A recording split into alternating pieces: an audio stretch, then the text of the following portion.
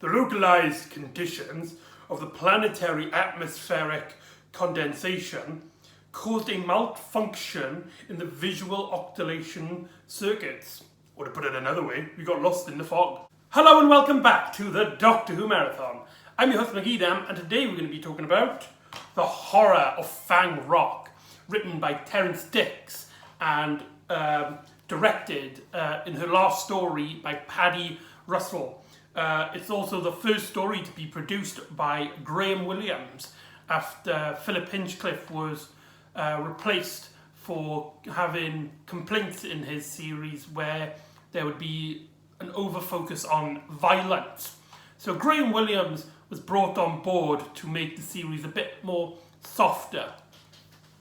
It's also what we would consider the start of what we like to call the Tom Baker era, as during this time Tom Baker had a lot of control in the series, and the stories that were where he was in were more focused on humour, comedy elements, and a lot of people think that brought the series down a bit.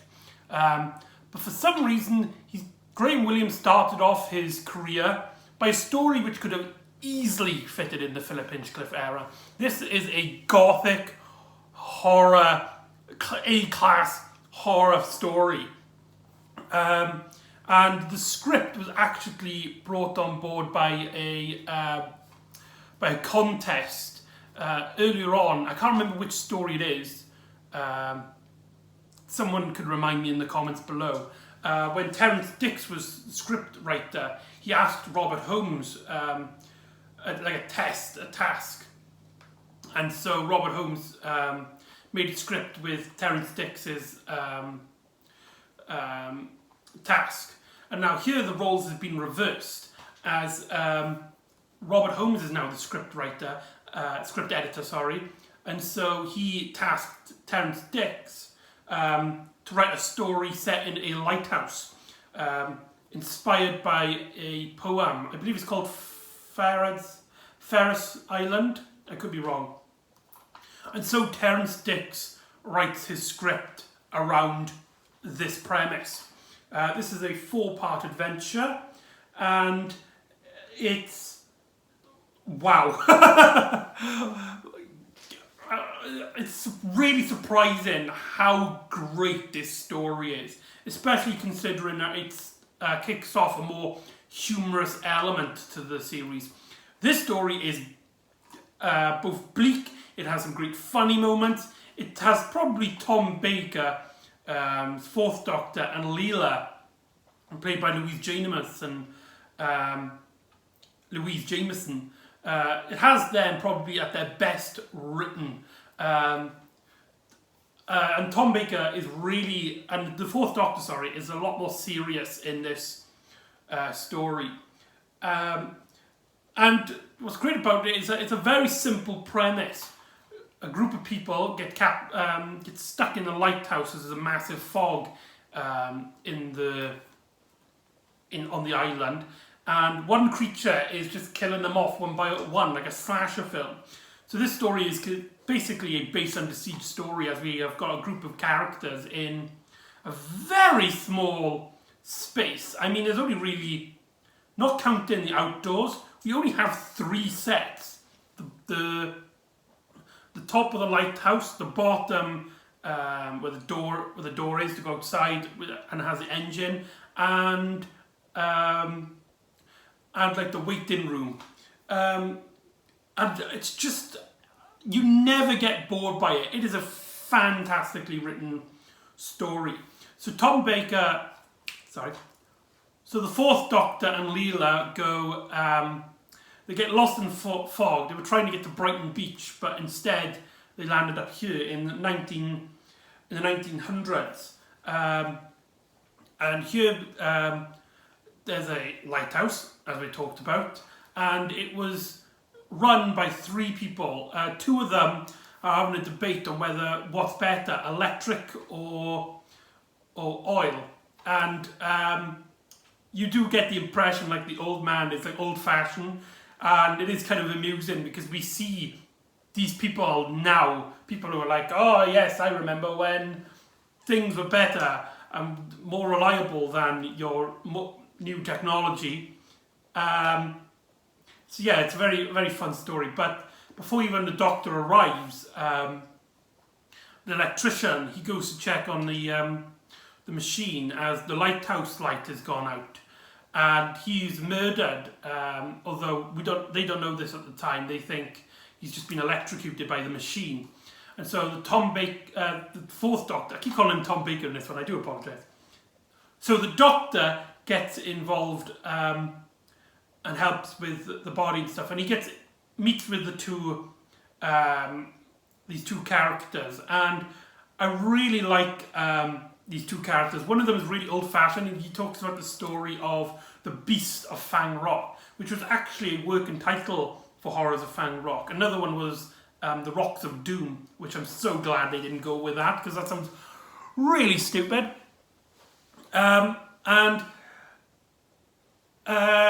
Yeah, so we get introduced to these characters. One of them's like old-fashioned and stuff, and there's this young boy who doesn't really believe, but he's very sweet, he's very innocent, he won't hurt a soul.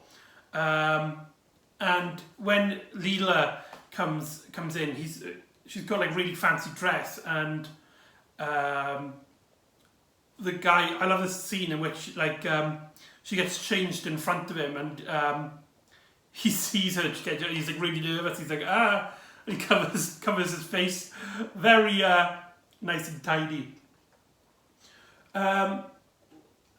Yeah, what makes the story work so well is the combination of Terrance Dicks's writing. There's some fantastically, brilliantly morbid lines in this story, but you also get the fantastic directing. Paddy Russell left with a massive bang. Especially like the outdoor scenes where we get to see the cliff and the lighthouse. Very atmospheric. I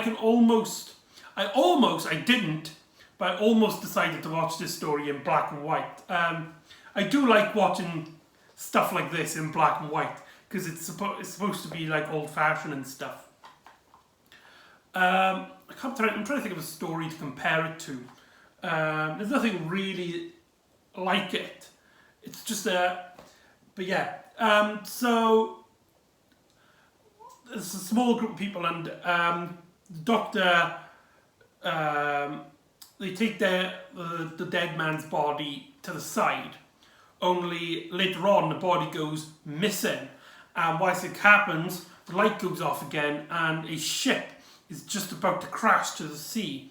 And they all try and get the light working, but they fail, and the ship crashes, which is our cliffhanger for part one.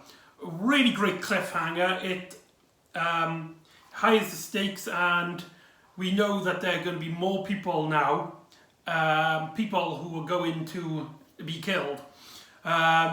So part two actually has us introduced to 4 new characters. These gentlemen people, one of them is a woman, these like posh people then.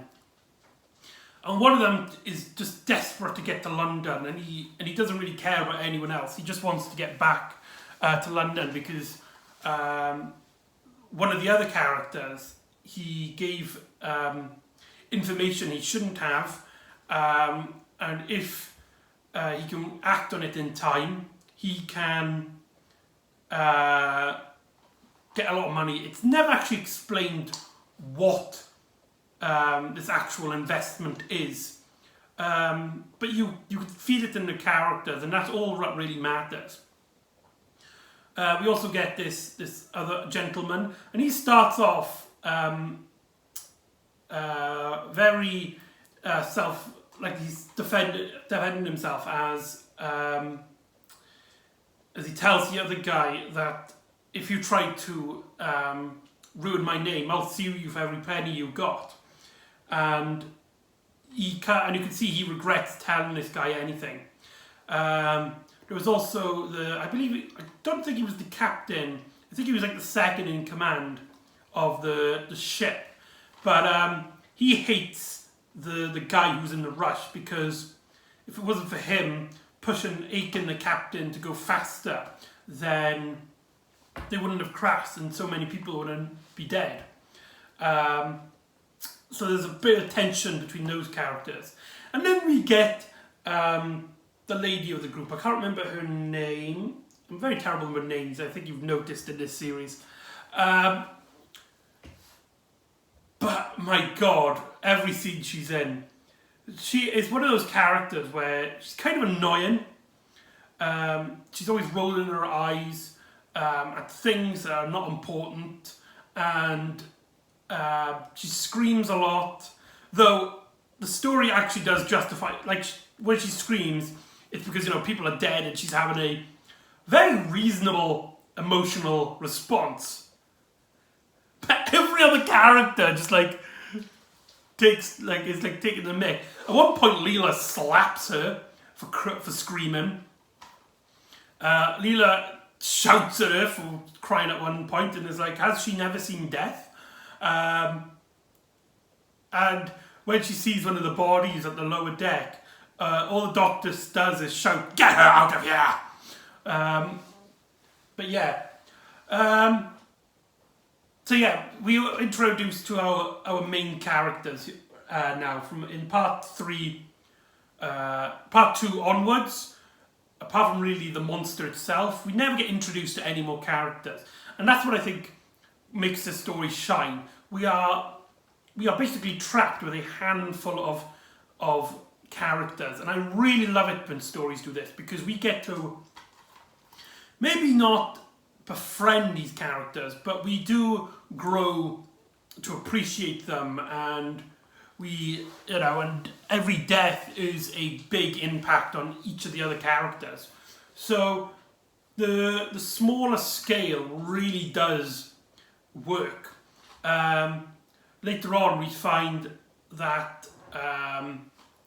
the lighthouse keeper, the old man who believes in folklore and stuff, he gets killed. However, we see him also walking around the place, and he goes up straight to his room in silence. And they slowly realise that this creature that's been attacking the place can shapeshift. And episodes 2 and 3 are basically just getting to learn our characters, and some really great moments in here. One of my favourites is when the doctor rushes into the room and he sits down, he's like, "I can wait," and everyone feels a bit awkward around the doctor because he's just kind of just come into this room and just bombasted his demeanour on everybody, and one of the characters starts complaining in the background, and then after say 2 minutes into this scene, the doctor slams. He's like, "Wait a minute, we haven't been properly introduced." And it's the way that Tom Baker delivers that line. It's just spot on. Another great moment is when the doctor realises that that the deaths are not going to stop. He walks into the room and it's breaking up a fight, and he's like, "Gentlemen, I have some news. We're all under attack, and by morning we might all be dead." And he just smiles, gives a massive grin. 2 iconic moments in this story. There's also a bit where the man, the one who's trying to get to London, he finds a machine that can communicate using Morse code. So he kind of bribes the younger lighthouse keeper to try and get it to work. And the other man who's on the boat, he overhears this, and the doctor goes up to the lighthouse keeper, and the guy wants to go to London, hides out on the outside of the lighthouse, and then he gets killed by the creature. And when the doctor goes back downstairs and realises what's all happening, and that this guy has overheard that he was trying to bribe him and stuff to try and get this machine working, he works out that this guy, when he came back downstairs, he broke the machine. And the doctor's like, to save your good fortune, you might have just endangered all our lives. Which just shows the more serious doctor in this story, which is really bizarre because, like I said, this is the start of the Graham Williams era, where it was more focused on comedy. And what else? There's some great moments in which the Doctor and Leela are talking, and Leela encourages the Doctor. There's a scene in which the Doctor feels like he's out of his depth, and Leela's like, don't worry, Doctor, I'll protect you. And the Doctor's like, you will protect me? It's just like, what the hell? Never has he heard a companion fight for him like that. And there's another scene in which the Doctor kind of works out something, and that it's very similar to something that a Time Lord would do. And Leela's like, oh no, if it's a Time Lord, we're all doomed then. Nobody can defeat a Time Lord. And the Doctor's like, oh no, it's not a Time Lord. If it was a Time Lord, he would have done it much neater and has perfected this style of whatever it was doing. But this is a crude thing, and other creatures could evolve to do it as well. And Leela's just like, oh, there's no worry then. And the Doctor's like, what? And he's like, you're a Time Lord. You're superior to these beings. I really love that moment as well. It has easily some of the best moments between the Fourth Doctor and Leela in this story. Terrance Dicks really knew how to write for her. And so, in part, I can't remember if it's part 3 or part 4, but when this guy starts revealing that he's the killer, there's no need to hide. He kills the young lighthouse keeper. He kills the woman, and he kills the other captain character. So basically, just a bunch of death. And at this point in the story, there's only really 3 characters. There's only 3 characters alive, not including the monster itself. The Doctor, Leela, and the old guy who was trying to stop the guy trying to get back to London. I'm just going to call him White Hair Man. I can't remember his name. Doesn't say on the back. No, it doesn't.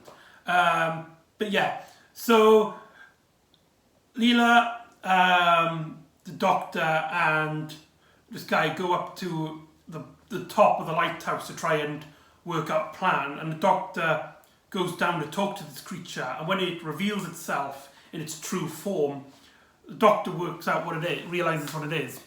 It's a Rutan. For those of you who aren't familiar, Rutans are the arch enemies of the Sontarans. They have been mentioned multiple times before, especially in stories revolving around the Sontarans, in which these creatures have been fighting for each other for so long they've kind of forgotten what they're fighting for. They're just fighting each other to annihilate the other. So it's a very nice callback to previous stories, especially Terrance Dicks' own story, The Time Warrior. So that's really cool. I also liked how, apart from this one reference, there's nothing really, anything else that connects it with any other story. It's a really self-contained story with that one exception. And even with that exception, you could still really feels self-contained. I mean, the Doctor is an alien, so you can expect him to know what other aliens are. But still, it's just really cool. I really like the self-contained aspect of the story. And just things start heightening up as the Doctor realises that he won't be the only one. There'll be a ship coming down soon. And the Doctor gets like I can't remember, like a cannon thing to try and shoot at it. And once this goes on, there's a big they're trying to design a laser, they're trying to get a diamond, and the Doctor goes downstairs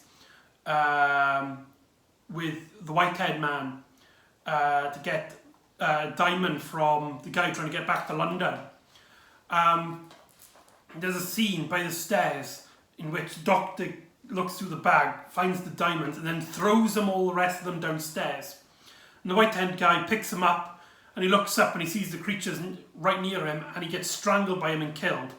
I don't know if this death was really necessary. I think that might have been a step too far in the story.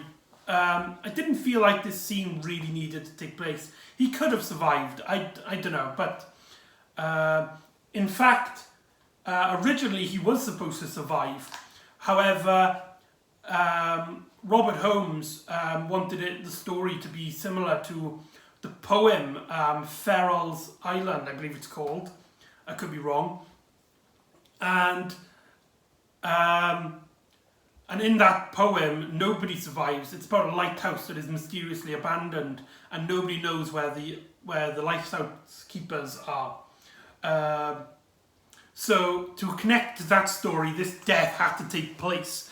So that's really that really amuses me that Graham Williams is brought on board to lessen the violence, to make the series more softer, and yet his first story, only has the Doctor and Leela being surviving characters. And it's not like these characters are red shirts either. These are characters that have been developing throughout the story. So that's really, I don't know, it just really amuses me that. And so with another blast, the Rutan is dead, and the Doctor uses the lighthouse with the diamond to focus it to shoot a laser beam that will destroy the Rutan ship. But before that, there's going to be a massive explosion, and so the Doctor and Leela run out to the outside of the lighthouse. And I really love, there's a great scene in which Leela stops for a moment and goes into the waiting room just so she can pick up her knife.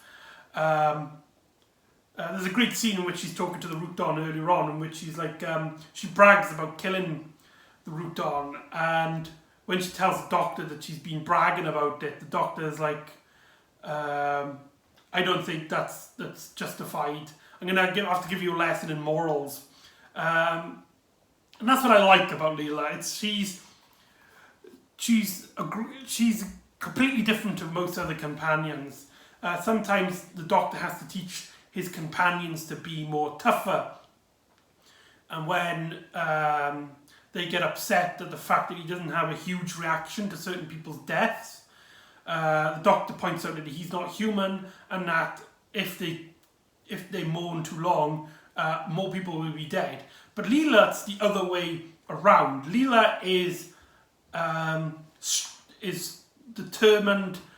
She already knows about all of these things that the Doctor knows, but she doesn't have quite the right morals. Basically, she could be a villain. There would have been a great storyline to have her become like a sort of villain, but they never did that. Leela has some really great sweet moments. I love when the Doctor gives her a compliment and she just smiles like a puppy who's just been given dog food by its owner. That's probably a terrible analogy, I do apologise. So I really like that scene where she gets the knife, and so they go out, and before it explodes, Leela accidentally looks up and the flash bursts into her eyes. And this is a great moment where Leela thinks she's blind, so she asks the Doctor, she brings the knife to the Doctor and asks him to kill her. And the Doctor picks up the knife and he like humorously thinks about it, but then it's like, there's nothing wrong with you.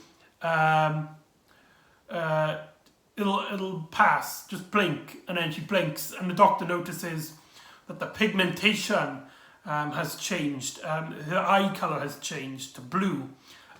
This was done because Louise Jameson, when she was asked to play Leela, they wanted someone with brown eyes, so they gave her contact lenses, which I think is just really stupid.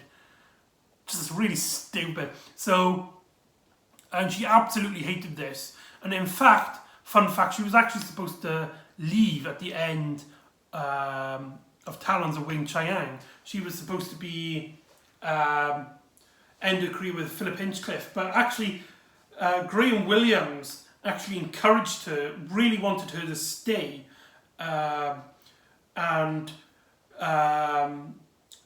one of the things that he did to bribe her is that he will remove the contact lenses. And this was kind of... Tom Baker wasn't happy with this originally. He thought after Elizabeth Sladen left that he could pull the series on his own. And when Philip Hinchcliffe was cast in and setting up Leela's story, he told Tom Baker that it would only be for this season. And obviously that didn't happen. And from behind the scenes, Tom Baker didn't like Louise Jameson to start off with, and they had a trouble in relationship. But Louise Jameson actually stated that during this story they actually became really close with each other, and you could really see it in the show itself. And so that's how the horror of Fang Rock ends, with Leela changing her eye colour. And the Doctor does also a random quote from the poem that the story is inspired by. So that's Horror of Fang Rock. Overall, it is surprisingly just blew my mind on just how great this is. I would also consider it a very great starting on point for anybody who wants to get into classic Who. It is very... there's just something a bit more to it than your average Doctor Who story. Mainly the sets look a lot more realistic. The story feels a lot more real.